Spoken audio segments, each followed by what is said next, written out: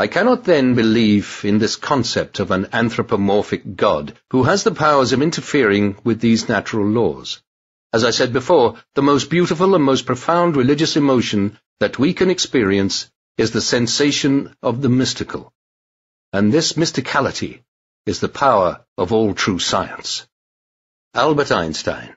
From Peter A. Bucky, The Private Albert Einstein, Kansas City, Andrews and McBeal, 1992, page 86. The mystical trend of our time, which shows itself particularly in the rampant growth of the so-called theosophy and spiritualism, is for me no more than a symptom of weakness and confusion, since our inner experiences consist of reproductions and combinations of sensory impressions. The concept of a soul without a body seems to me to be empty and devoid of meaning. Albert Einstein. In a letter, February 5, 1921. From Albert Einstein, The Human Side. Page 40. Mere unbelief in a personal God is no philosophy at all. Albert Einstein, letter to V.T. Aaltonen, May 7, 1952. Einstein Archive, 59-059. From The Expanded Quotable Einstein, page 216. I have repeatedly said that in my opinion the idea of a personal God is a childlike one. You may call me an agnostic, but I do not share the crusading spirit of the professional atheist, whose fervour is mostly due to a painful act of liberation from the fetters of religious indoctrination received in youth. I prefer an attitude of humility, corresponding to the weakness of our intellectual understanding of nature and of our own being. Albert Einstein, to Guy H. Ranner, Jr., September 28, 1949. From Michael R. Gilmore, Einstein's God, Just What Did Einstein Believe About God? Skeptic, 1997, 5-64. For science can only ascertain what is, but not what should be, and outside of its domain value judgments of all kinds remain necessary. Religion, on the other hand, deals only with evaluations of human thought and action. It cannot justifiably speak of facts and relationships between facts. Albert Einstein, Out of My Later Years, page 25. In view of such harmony in the cosmos, which I, with my limited human mind, am able to recognize, there are yet people who say there is no God. But what really makes me angry is that they quote me for the support of such views. Albert Einstein. According to the testimony of Prince Hubertus of Lowenstein, as quoted by Ronald W. Clark, Einstein, The Life and Times, page 425. I received your letter of June 10th. I have never talked to a Jesuit priest in my life, and I am astonished by the audacity to tell such lies about me. From the viewpoint of a Jesuit priest, I am, of course, and have always been, an atheist. Your counter-arguments seem to me very correct and could hardly be better formulated. It is always misleading to use anthropomorphical concepts in dealing with things outside the human sphere. Childish analogies. We have to admire in humility the beautiful harmony of the structure of this world as far as we can grasp it. And that is all. Albert Einstein. To Guy H. Ranner, Jr., July 2nd, 1945. Responding to a rumor that a Jesuit priest had caused Einstein to convert from atheism. From Michael R. Gilmore, Einstein's God. Just what did Einstein believe about God? Skeptic. 1997, 5-62. I am convinced that some political and social activities and practices of the Catholic organizations are detrimental and even dangerous for the community as a whole, here and everywhere. I mention here only the fight against birth control at a time when overpopulation in various countries has become a serious threat to the health of people and a grave obstacle to any attempt to organize peace on this planet.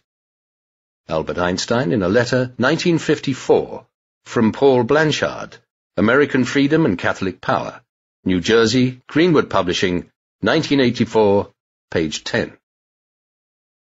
His, Einstein, was not a life of prayer and worship, yet he lived by a deep faith. a faith not capable of rational foundation. That there are laws of nature to be discovered, his lifelong pursuit was to discover them. His realism and his optimism are illuminated by his remark, "Subtle is the Lord, but malicious he is not. Raffineret ist der Gott, aber boshaft ist nicht." When asked by a colleague what he meant by that, he replied, "Nature hides her secret because of her essential loftiness, but not by means of ruse. Die Natur verbiegt ich Germenes durch die Erhabenheit eines Wesens, aber nicht durch List." Abraham Pais. Subtle is the Lord, the Science and the Life of Albert Einstein. Oxford University Press, New York, 1982. However, Einstein's God was not the God of most other men. When he wrote of religion, as he often did in middle and later life, he tended to adopt the belief of Alice's Red Queen, that words mean what you want them to mean, and to clothe with different names what to more ordinary mortals and to most Jews looked like a variant of simple agnosticism. Replying in 1929 to a cabled inquiry from Rabbi Goldstein of New York, he said that he believed in Spinoza's God, who reveals himself in the harmony of all that exists, not in a God who concerns himself with the fate and actions of men. And it is claimed that years later, asked by Ben-Gurion whether he believed in God, even he, with his great formula about energy and mass, agreed that there must be something behind the energy. No doubt. But much of Einstein's writing gives the impression of belief in a God, even more intangible and impersonal than a celestial machine-minder, running the universe with indisputable authority and expert touch. Instead, Einstein's God appears as the physical world itself, with its infinitely marvelous structure operating at atomic level with the beauty of a craftsman's wristwatch, and at stellar level with the majesty of a massive cyclotron. This was belief enough. It grew early and rooted deep. Only later was it dignified by the title of cosmic religion, a phrase which gave plausible respectability to the views of a man who did not believe in a life after death, and who felt that if virtue paid off in the earthly one, then this was the result of cause and effect, rather than celestial reward. Einstein's God thus stood for an orderly system obeying rules which could be discovered by those who had the courage, imagination, and persistence to go on searching for them. It was to this past which he began to turn his mind, soon after the age of 12. The rest of his life, everything else was to seem almost trivial by comparison. Ronald W. Clark, Einstein, The Life and Times, New York, World Publishing, 1971, pages 19 to 20. That a man can take pleasure in marching, in formation, to the strains of a band is enough to make me despise him. He has only been given his big brain by mistake. A backbone was all he needed. This plague spot of civilization ought to be abolished with all possible speed. 100 times every day I remind myself that my inner and outer life depend on the labors of other men, living and dead, and that I must exert myself in order to give in the measure as I have received and am still receiving. Albert Einstein.